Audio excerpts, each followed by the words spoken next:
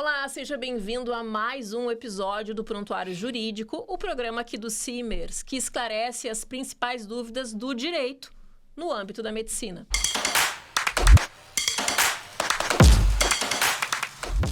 E no episódio de hoje a gente vai falar sobre o processo ético profissional e a sua influência no processo penal médico.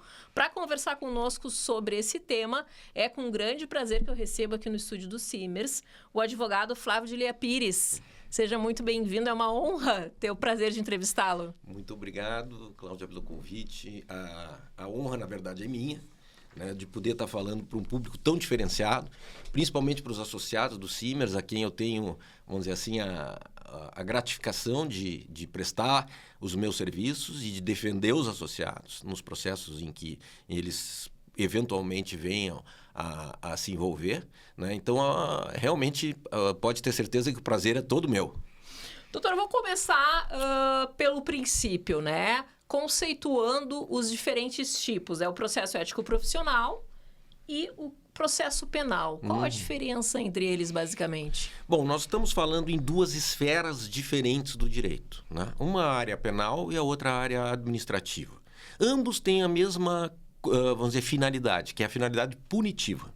Então, nós temos assim, no direito penal, o que nós visamos, né? O que o direito penal visa? O direito penal, ele visa evitar que determinados atos, que são tipificados no Código Penal, venham a prejudicar, se realmente realizadas as condutas, venham a prejudicar o meio social.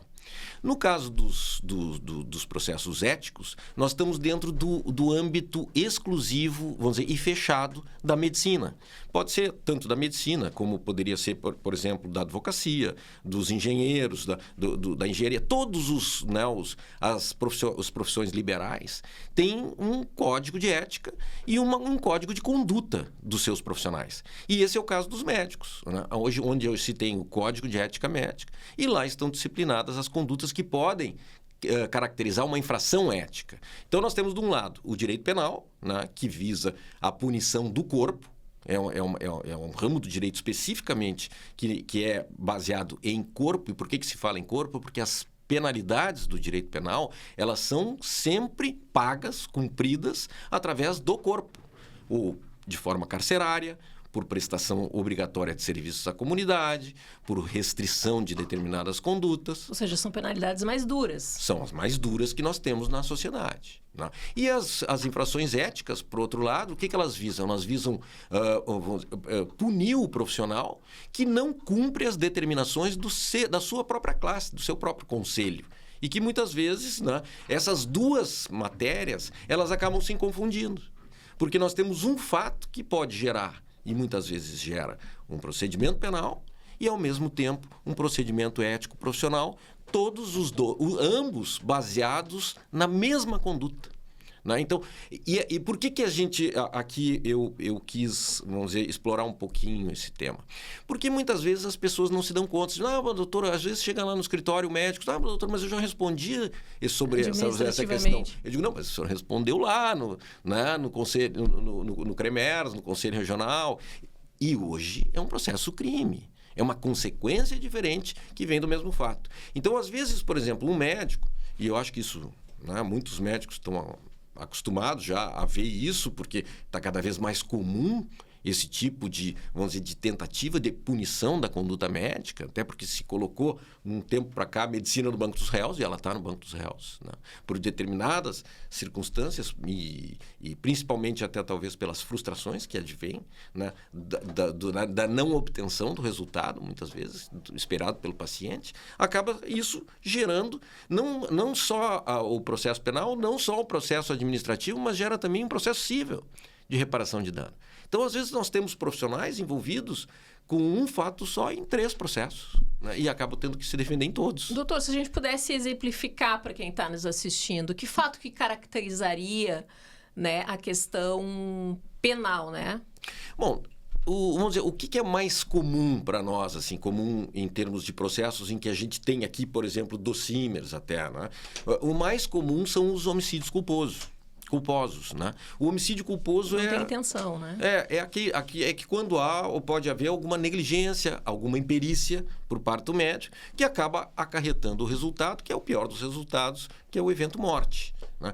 E isso está tipificado no Código Penal como homicídio culposo. É o artigo 121, parágrafo 3º do Código Penal. E esse homicídio culposo, no caso dos médicos, ele ainda tem um agravante, que é o do parágrafo 4º do mesmo 121, e que agrava a conduta em razão daquela atividade médica ser uma atividade muito especializada. Então, como ela é mais especializada em razão da própria profissão, ainda tem um agravamento dessa conduta. Mas essa mesma conduta, ela tem vamos dizer, um similar dentro da área administrativa. E que esse similar está no artigo 1º do Código de Ética Médica, aqui, ó, que é a responsabilidade profissional. E é o primeiro artigo do Código. E este diz o seguinte, ó, causar dano ao paciente por ação ou omissão caracterizável como imperícia, imprudência ou negligência. Imperícia, imprudência e negligência são os 3 elementos que o direito se utiliza para caracterizar a culpa. Então, quando se fala em homicídio culposo, ou se fala em negligência, ou se fala em imperícia, ou se fala em imprudência. Essas 3 questões, elas acabam normalmente conduzindo basicamente a 2 processos. Um na esfera penal e o outro na esfera administrativa. Doutor, então ele pode responder nas 2 esferas? Normalmente responde nas 2 esferas. Assim, é muito frequente, inclusive por isso até que nós temos um cuidado específico quando tem um fato que acaba assim, indo para a esfera penal, acaba gerando uma denúncia, gerando um processo penal. A gente tem o cuidado de também defender o médico na esfera administrativa. Por quê? Porque a gente não pode ter defesas que sejam conflitantes. A gente tem que fazer a mesma tese, a gente tem que argumentar da mesma forma. Por quê? Porque o resultado de um pode influenciar no outro. Embora, isso tem que ficar bem claro, as instâncias sejam completamente autônomos. Então, por exemplo, eu posso ter um médico condenado na área penal e absolvido na área administrativa. E ao contrário, eu posso ter um médico condenado na área administrativa e absolvido na área penal. A gente, quando analisa isso, se tem uma certa dificuldade de compreensão, né? Mas nós temos que entender o seguinte, é que as questões são diferentes. Eu, para chegar num homicídio culposo, numa negligência médica, eu tenho que ter um fato muito especial. Por quê? Primeiro porque o ato médico, quer dizer, a atividade médica, ela não é uma atividade de fim. Eu não vou ao médico, assim, e o médico não me trata especificamente para curar a minha doença. Talvez seja o que eu queira, mas muitas vezes isso está acima da capacidade médica. Então, o que é a atividade médica? A atividade médica é uma atividade de meio. Tratamento. Eu vou buscar aquilo que de melhor eu tenho para tentar resolver. Muitas vezes uma prevenção. Prevenção, para resolver o mal que tu está me apresentando, né? Isso é uma atividade meio. E muitas vezes, hoje, o que se busca? Eu quero uma atividade fim. Só que muitas vezes esse fim não tem jeito. Quer dizer, o médico não tem condições, né? Até porque a medicina não evoluiu ao ponto de resolver aquele problema do paciente. Mas, ao mesmo tempo, isso é interpretado de uma forma no direito penal. Por quê? Porque esse erro médico no direito penal para gerar uma conduta, vamos dizer, criminosa, ela precisa ser bem mais grave do que vamos dizer, uma consequência, às vezes, esperada, né? Dentro, não querida, mas que pode acontecer. E isso não representar necessariamente um homicídio culposo. Então, tem que ser mais forte o erro, né? Mas, às vezes, o que se tem? Casos em que, no direito penal, tem uma absolvição e acaba chegando no conselho e tem uma condenação sem que se entenda muito bem por que numa esfera, né, vamos dizer, se tu tivesse um resultado favorável e na outra não conseguisse obter o resultado. Só para terminar essa parte, eu tive um caso de 2 médicas agora, pouco tempo atrás, em que aconteceu exatamente isso, né? Nós conseguimos apressar, inclusive, o processo penal e no processo penal nós tivemos um resultado favorável, eles foram absolvidas. Mas chegou no conselho, elas acabaram sendo condenadas no conselho, na primeira, e inclusive lá no Conselho Federal de Medicina. Claro, foi uma pena de advertência pequena e tal, mas para ver como essas 2 instâncias... Não necessariamente é o mesmo resultado. Não tem o mesmo resultado e tem completa autonomia, né, no momento em que vão interpretar cada uma das condutas que são levadas a ele. Doutor, tu falaste aqui, fez uma analogia aí falando que os médicos estão cada vez mais no banco dos réus, né? Qual conselho que a gente pode dar para quem está nos assistindo? Não sei se a gente consegue também orientar para que evite ou previna esse tipo de problema. Se existe essa possibilidade também, né? Olha, o que acontece? Existem questões que são relativas à própria profissão, né? Um médico atualizado, um médico estudioso, um médico que seja, né, preocupado com a sua atividade, ele evidentemente vai ter um manancial maior para evitar os resultados nefastos naquelas medidas em que ele estiver atuando. Mas não é só isso, muitas vezes. O que acontece? Acontece, às vezes, a nossa grande dificuldade no direito não é propriamente com a conduta.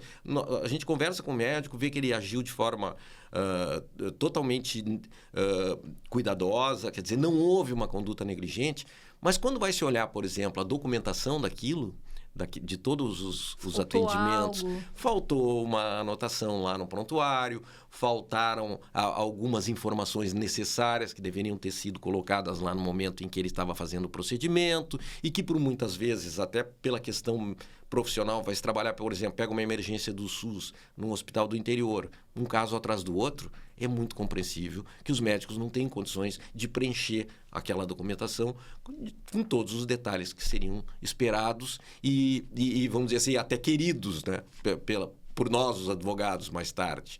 Então, muitas vezes, eu acho que esse cuidado o médico tem que ter, de pelo menos, na medida do possível, documentar tudo aquilo, registrar aquilo que é feito, para evitar que amanhã ou depois se diga, olha, não houve isso, não foi feita determinada conduta que deveria ter sido feita, por quê? Porque ela não consta na anotação do prontuário, ela não está lá anotada. Então, às vezes nós temos processos, principalmente no interior, em que não tem registros pelo próprio hospital e aí às vezes não é o próprio médico, entende? Mas acaba respondendo o médico.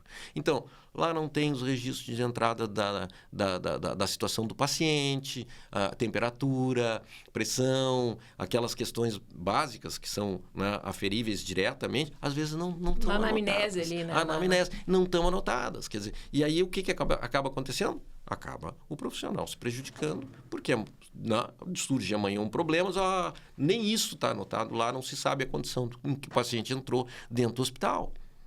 Então, esses cuidados são muito, muito importantes, né? A gente sabe, até pela experiência dos processos, e que isso não é tão fácil, tão simples assim. Né? Pega uma emergência, um atendimento atrás do outro, muitas vezes o médico tem que deixar para fazer as anotações no fim. E, no fim... Não tem nem intervalo. Não tem nem intervalo, quer dizer, não vai deixar de atender um paciente para fazer anotação, se o paciente está com uma emergência, né? Então, é complicado, realmente é complicado. Mas esse é um cuidado que os médicos normalmente têm que ter a atenção para evitar, né, de que algumas condutas que eles praticam acabam não ficando documentadas e não comprovadas. E, doutor, é importante também, por isso, o acompanhamento dos CIMERS, para quem está nos assistindo, né? Para os médicos que têm alguma dúvida em relação a esses tipos de processos. Nós temos aqui no CIMERS plantão 24 horas, todos os dias da semana, né? Eu acho fundamental o trabalho que presta o CIMERS, porque o CIMERS, ele, além de ter uma grande gama de informação, tem profissionais competentes para orientar. Com certeza. Né? Então, essas orientações são muito importantes. Muitas vezes, dentro disso, que nós lá na última, porque nós somos assim, nós somos o fim da linha, né? É onde desagou aquela conduta, é onde ela vai terminar. Quer dizer, é num processo penal, normalmente, que é a consequência mais grave de qualquer desses atos, porque leva exatamente a uma pena que é corporal, né? Que não é, muitas vezes ela não importa, por exemplo, em indenização. Pode até importar, mas não importa muitas vezes. E ela é uma questão muito importante. Por quê? Porque tira a liberdade do médico futuramente de alguma forma. Pode não ser carcerária, e normalmente não é, né? Embora nós tenhamos fatos, e temos processos, inclusive, em que são processos em que houve a consideração de que a conduta não é culposa e sim dolosa, e aí pode até, inclusive, conduzir a pena carcerária. Mas fica aquele registro na vida do profissional. Doutor, muito obrigada pelos esclarecimentos. Foi um prazer lhe receber aqui. Eu que agradeço também a atenção de todos os médicos e os telespectadores do Siemens, e espero poder contribuir e poder ter contribuído, né, para que cada vez mais a medicina possa ser exercida de uma maneira livre e sem receios, né, que eu acho que é o mais importante. O Prontuário Jurídico de hoje fica por aqui. Semana que vem a gente vai abordar o direito militar médico. Até mais!